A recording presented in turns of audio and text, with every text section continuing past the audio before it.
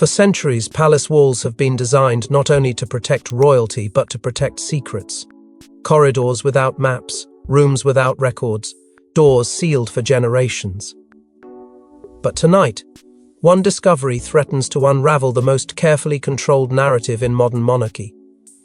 Because hidden behind one unmarked passage is a truth so dangerous.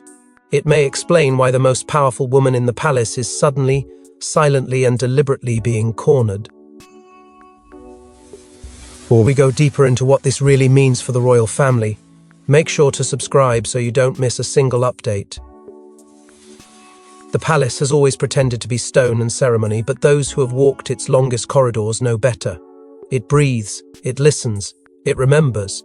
Long after voices fade and crowns are passed, the building itself keeps a record no official chronicle dares to write. Beneath the polished halls and ceremonial staircases lie layers of forgotten architecture, sealed wings, abandoned stairwells, passageways that vanish from blueprints as if they were never meant to exist.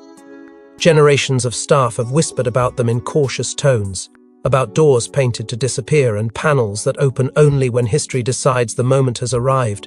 Tonight, one of those moments has come, not by intention but by accident, the kind that reshapes dynasties.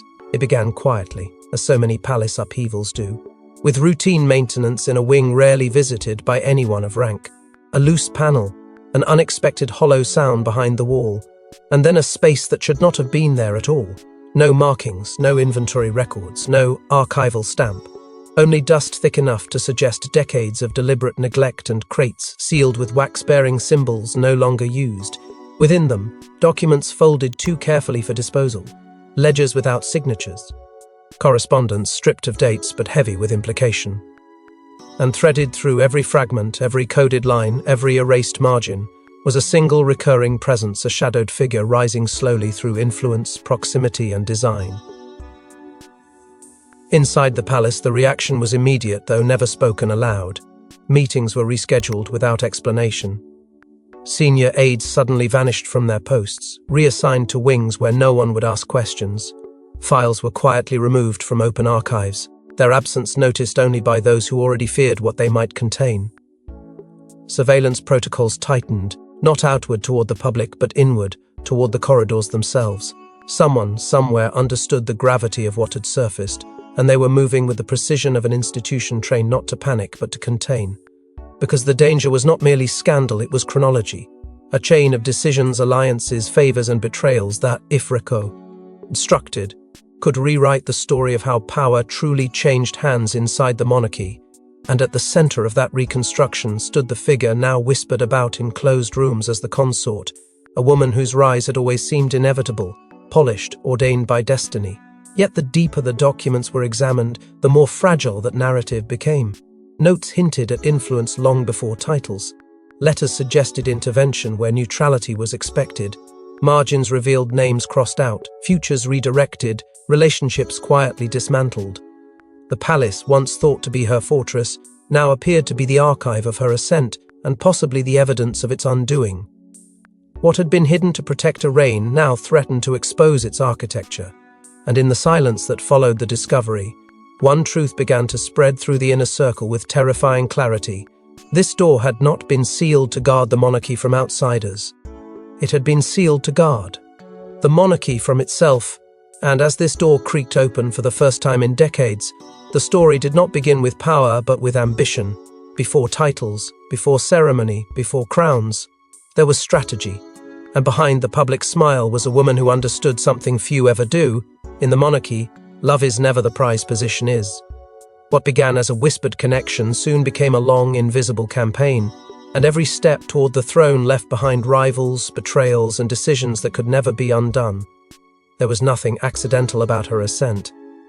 From the moment she first crossed into royal proximity, the consort knew the rules of the game and, more importantly, how to bend them. She wasn't born into power, but she recognized it when she saw it.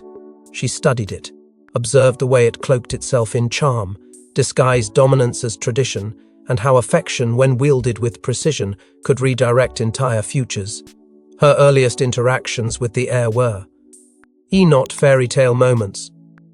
They were carefully measured encounters, each one an opportunity to create emotional relevance, each glance an investment in inevitability. To the outside world, their bond appeared rooted in destiny. But within the inner circle, there were already whispers. Whispers that this wasn't a love story. It was a long con dressed in silk and sentiment. Private relationships, once solid and trusted, began to show signs of fracture. Close friends of the heir, those who had once held sway in the private drawing rooms, found themselves edged out, invitations rescinded, conversations curtailed. Gradually, subtly, influence changed hands not with confrontation, but with charm. The consort didn't need to break alliances publicly. She simply made herself indispensable, the preferred voice in moments of doubt, the sole constant in a life defined by performance. And one by one, the rivals faded, not destroyed, simply forgotten. Their absence never questioned aloud, their silence echoing louder than any scandal. It wasn't just about removing obstacles. It was about establishing permanence. Each step was calculated not to provoke suspicion, but to embed herself so deeply into the fabric of royal life that extraction would become impossible. Even as their public relationship remained undefined, her influence grew. She was consulted on matters no outsider should be.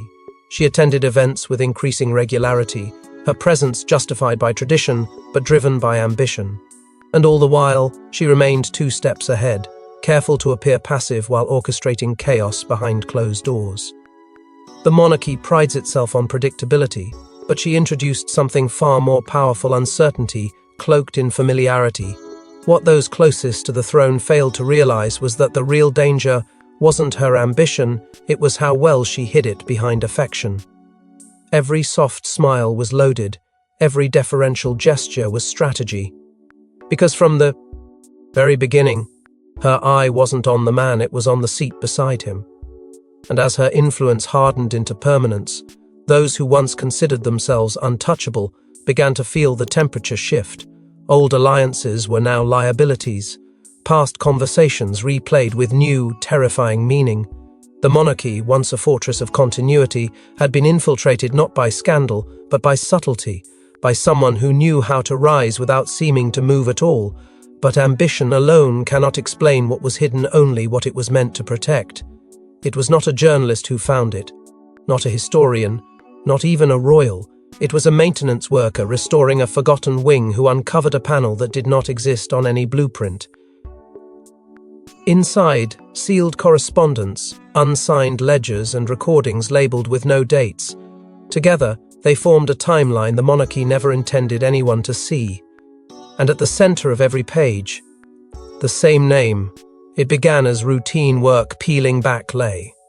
Urs of old plaster to reveal infrastructure untouched for decades. But what should have been a dusty, hollow wall gave way to a cavity that had no reason to exist. Hidden inside, a narrow recess packed with bundled documents, brittle with age but unnervingly deliberate in their arrangement. No dust, no decay. These weren't discarded records, they were preserved, protected, hidden in a space intentionally constructed to go unnoticed. What emerged from the shadows wasn't a pile of old files, it was a carefully curated archive.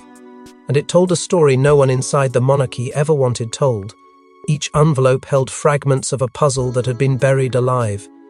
Letters written without signatures but dripping with insider tone. Financial ledgers with unexplained movements of funds, transfers to private entities, cover payments for unnamed services, obscure holdings tied to foreign accounts. Names appeared and vanished like ghosts, but one name never wavered. The consort, her identity not only threaded through the margins but embedded deep within the decisions. Appointment recommendations that were passed off as chance. Sudden removals justified by vague press releases. Marriages that, in retrospect, fit too neatly into timelines that benefited one figure alone. These were not coincidences. These were chess moves. More damning than the documents themselves was the structure of the archive. This wasn't a random collection. It had been assembled, organized by someone on the inside. Someone with access not only to the information but to the inner workings of the palace machine. They had used aliases. They had removed identifying marks. But the pattern of language, the recurring phrases, the way certain files were cross-referenced, this was the work of a mind trained to document power, not gossip about it. This person hadn't just observed history, they had recorded it with the intent to return someday and bring it to light. Or perhaps, to use it, and what this archive reveal. D was brutal in its precision. Behind every smiling public engagement, there was strategy. Behind every relationship formed or broken, there was motive. And behind the consort's carefully managed public image stood a history of backdoor influence that reshaped the entire landscape of the monarchy. From advisory roles to succession debates, she had inserted herself into moments of leverage, threading pressure points into the very bones of royal protocol. Her fingerprints weren't on the crown, but they were all over the throne. The discovery set off a ripple within the palace, not of shock, but of fear. Because while many may have suspected her power, few realized how deeply it was rooted in secrets. And now, those secrets were tangible, archived, real. A trap not just sprung, but built over decades, waiting to be found. What had been dismissed as whispers, what had once been buried as paranoia, now stood as a chilling dossier of truth. And once the truth surfaced, the palace itself begged. And to change its behavior. Power rarely falls from outside attack. It collapses from internal fracture. Behind the velvet curtains, alliances were shifting. Advisors stopped returning calls. Invitations disappeared. Meetings ended abruptly when one woman entered the room. For the first time in years, the palace was no longer unified, it was divided. And someone, somewhere, was preparing the moment when silence would finally turn into exposure. What had once been a smooth-running machine of loyalty and tradition had splintered into whispers, hesitation, and locked doors.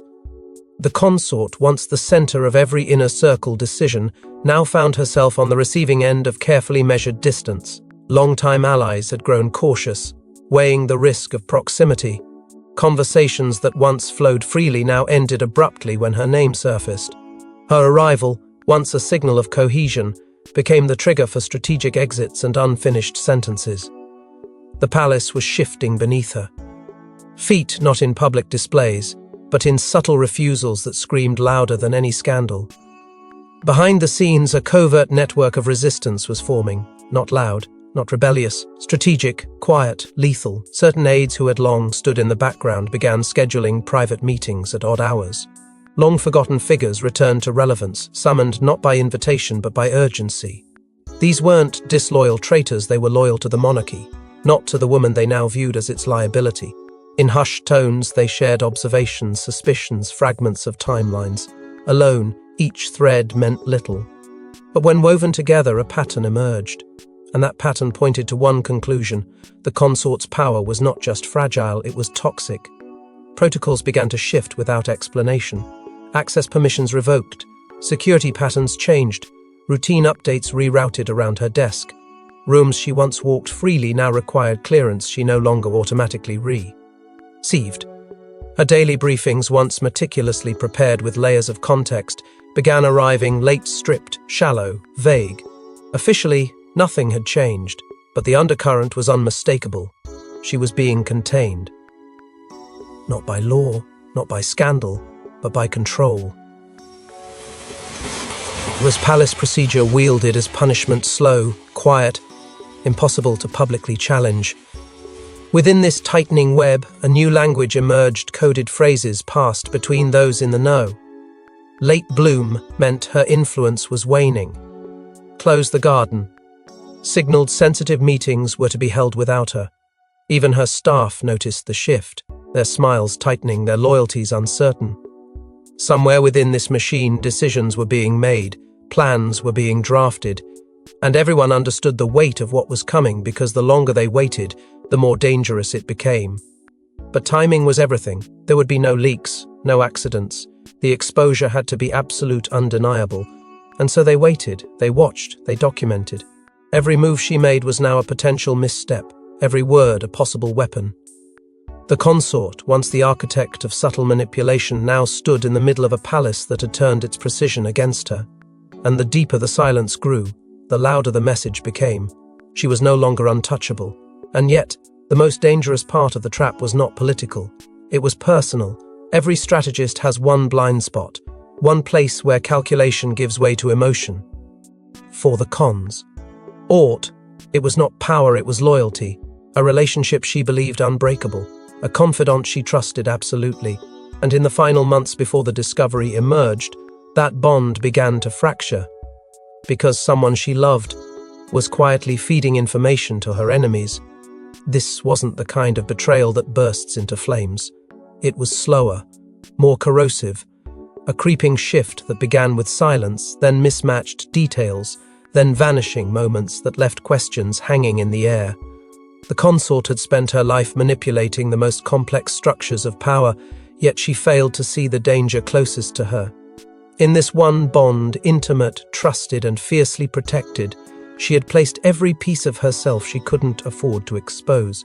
It was not only emotional dependence, it was tactical vulnerability, and it was exploited with terrifying precision. The betrayal came from within a private world she believed impenetrable, a long-standing relationship not merely romantic, or familial, but deeply entwined in the machinery of her private and public self, became the single opening her enemies needed. What began as casual questions turned into intercepted exchanges. Messages that should have remained secure were somehow being rerouted. Conversations once whispered behind bolted doors were appearing in places they never should have. And yet, she denied the possibility. Loyalty to her was sacred. But loyalty is a dangerous currency once lost. It bankrupts everything. Her judgment, normally ruthless and calculating, became clouded by emotion. She dismissed warnings. She explained away inconsistencies. She assumed she was simply under pressure, that the world was turning cold because of political friction, not personal sabotage. But every misplaced trust, every ignored signal, built the case against her. And the palace, already tense and shifting, began to sense the cracks in her armor, because in this game of shadows and secrets, weakness is never hidden. And for long. The figure who served as the conduit, the mysterious intermediary, remains unnamed, protected by layers of manipulation and denial. But their purpose was clear: extract, influence, isolate. They knew how to navigate the spaces the consort trusted most. They knew when to listen, when to flatter, and when to disappear. And above all, they knew when to betray. It wasn't just the betrayal of secrets, it was the betrayal of her sense of control. The consort had built her reign on psychological dominance. Now, someone else was inside her head, pulling apart everything she had fortified. And as the fragments of her confidence shattered, the walls around her moved in tighter. The timing was no accident. The exposure was coming. But before the files, before the trap fully closed, it was this betrayal that marked the beginning of her undoing. Her power had once seemed unshakable, but this was the crack no one expected. Not political, not public, but private. And once T was exploited, there was no going back. Because some wounds don't bleed, they unravel. Slowly, silently, and then all at once. Betrayal alone does not end queens. Exposure does. There are documents that destroy careers, and there are documents that rewrite dynasties. These were the latter. Letters connecting influence to policy. Ledgers mapping silent power. Testimonies sealed under royal authority. If released, they would not merely damage one woman, they would dismantle the moral architecture of the modern monarchy. And suddenly the question was no longer if they would surface, but who would release them first. The archive was no longer speculation, it was real, it was itemized, it was devastating. Inside those sealed files were decades of carefully shielded communications, private letters, passed between the consort and figures far beyond the realm of ceremony. Politicians, bankers, foreign envoys, each page told a story the public had never been permitted to read. That power had not simply been inherited, it had been orchestrated. Policies had shifted at her urging. Names were removed from consideration for titles at her suggestion. And most chilling of all, subtle edits to succession conversations had begun long before anyone realized the crown itself was in motion. The ledgers were even more damning. Quiet transfers from protected royal accounts to private trusts. Investments routed through shadow entities with no official ties to the monarchy, yet all linking back again and again to those within the consort's inner sphere. The money trail had been laundered through decades of ceremony and distraction, but now it was visible, palpable. And for the first time, financial power and royal privilege stood side by side with nowhere to hide. But the real bombshell was buried among the testimonies, sworn statements from palace insiders, some retired, some exiled who had remained silent for years. Their words had been locked away under royal confidentiality. Why agreements, the kind never meant to see the light of day. Now, they stood as brutal accounts of manipulation, whispered threats, revoked access, favors traded for silence. None of them pointed to direct crimes. But all of them revealed something darker, how the system itself had been bent around one woman's ambition. What made the situation explosive wasn't just the content, it was who had access. The files weren't in the hands of a single figure. Copies had been made, passed between trusted insiders and buried deep in places no one could trace. It was palace versus palace now, and every faction understood the stakes. If even a fraction of these documents were released to the public, or worse, the press, it wouldn't just bring down the consort. It would question the very legitimacy of decisions made under the royal seal for decades. The legal implications were vast. Constitutional experts began quietly briefing the highest ranks. What would happen if the public learned that lineage H had been nudged? That policies were driven not by crown but by personal interest? Behind the scenes, law firms were placed on retainer, damage control strategies drafted. The monarchy had weathered storms before, but this was something else. This was a reckoning waiting to be timed. The documents weren't just a threat, they were leverage. And that leverage was now in play. One senior advisor was rumored to have a full backup set. Another, it was whispered, had already made contact with legal counsel abroad. The trap wasn't a scandal. The trap was the threat of one, and it held everyone hostage. The consort knew the walls were tightening, but it wasn't fear of exposure that chilled her. It was the knowledge that she no longer controlled the release. Her greatest weapon was now someone else's choice. And as the walls closed in, the consort realized something terrifying. There was no escape left. Phones stopped connecting. Staff assignments changed overnight. Corridors once open now requie. Red escort. Every movement recorded. Every visitor logged. Without announcement, the palace had become a cage. Not with bars, but with protocol.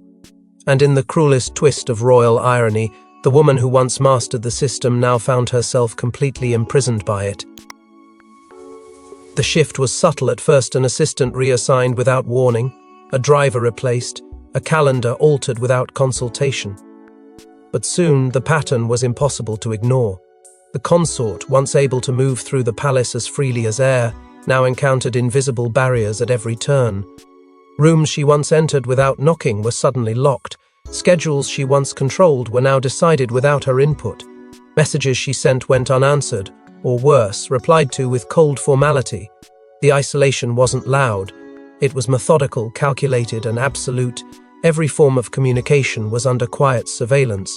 Devices previously trusted were wiped and returned under the guise of updates. Private lines were redirected. Conversations that once happened in confidence now echoed with doubt. Even her personal correspondence, long regarded as untouchable, was rerouted through official channels, and those channels were no longer loyal. Her voice, once heard across every hallway and chamber, was being silenced not through confrontation but through exclusion. She remained in the palace, but not within it. Present, yet strategically erased. This wasn't exile, it was entrapment. A containment strategy hidden behind tradition, framed as routine, enforced with chilling decorum. Protocol had become punishment. Every deviation she attempted was met with polite correction. Every inquiry redirected. Staff she trusted now avoided eye contact, speaking only when spoken to. Allies vanished behind closed doors. And all the while, the institution presented a face of calm to the public. As if nothing had changed. As if she was still in power. But inside those walls, the monarchy had begun to weaponize IT's own rules against her. And it was working. The consort, once a master of timing, now found herself counting down to an event she couldn't define. A confrontation was coming, inevitable and carefully timed, but she no longer knew when, or how, or by whom. The days became tighter, the halls colder. Each morning arrived not with purpose but with dread. What she had once controlled, she now merely survived. The silence was no longer passive, it was deliberate. The emotional toll was severe. For a woman who had built her legacy on calculated strength, the loss of control was more than a setback, it was humiliation. There was no one left to confide in. no advisor to trust. Even her reflection had become a stranger. The longer she remained trapped in protocol's grip, the more the world outside began to forget her voice. And that was the point. She wasn't just being removed, she was being erased.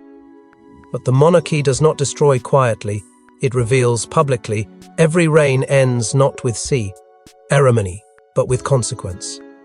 As the files near release and alliances finalize their positions, the consort faces the truth she never imagined. The institution she fought to control is now preparing to sacrifice her to save itself. And behind the palace walls, the final decision has already been made. There is no official announcement, no public spectacle, just a shift in tone so deafening it leaves no doubt. Statements once delivered with reverence are now dry, procedural. Mentions of her name are omitted, reduced, or entirely removed. A quiet erasure is underway, polished, precise, and irreversible. The consort, once the architect of silence and strategy, now becomes its victim. She is no longer a centerpiece of palace power.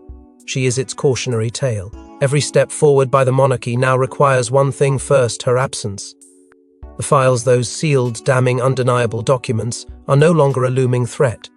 They are leverage, clutched by the few remaining insiders who haven. To yet spoken but know exactly what they're holding.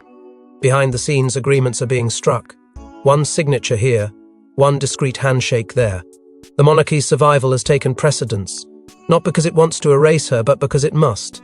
The institution has chosen self-preservation over loyalty, and in that brutal calculation she has become expendable. There is talk of a health retreat, of privacy, of stepping back to focus on personal matters. The public narrative is being shaped before her eyes, and she is not part of the writing. What she once controlled has now turned on her, not through malice, but through necessity.